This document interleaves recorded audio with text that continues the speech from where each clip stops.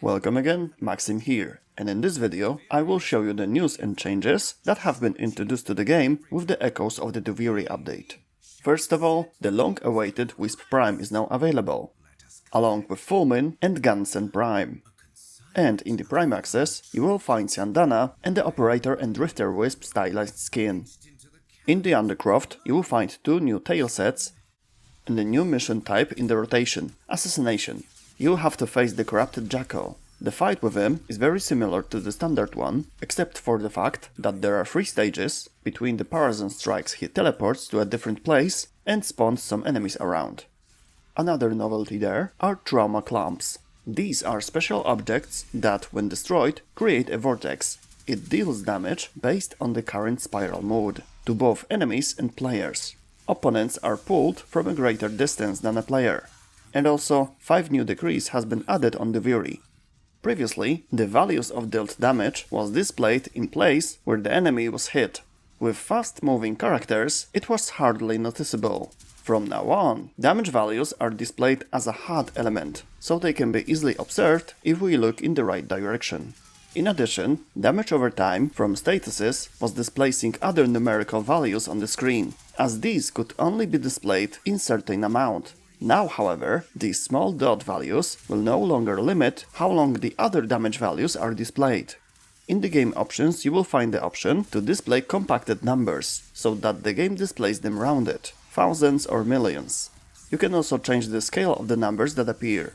Elemental damage now has its own color. You can of course edit this and other colors if you want. Overguard is now more consistent. Regardless of its source, grants players the same working cover with procs immunity. Except that, when a player loses all of their Overguard, they will be protected from further damage for half of a second, to prevent them from being knocked down with one shot or strike. Visual and audio effects have been added to the Overguard, giving you the feeling of special cover that absorbs the damage. Puncture, impact and cold damage received buffs and improvements. Now, Puncture apply 40% debuff instead of 30% on their first stack.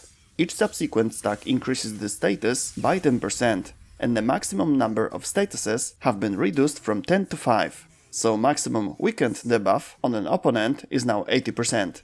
In addition, the weakened statuses increases the chance of the target receiving critical damage, depending on the number of statuses, from 5 to a maximum of 25%. This is an additive value, not a multiplier.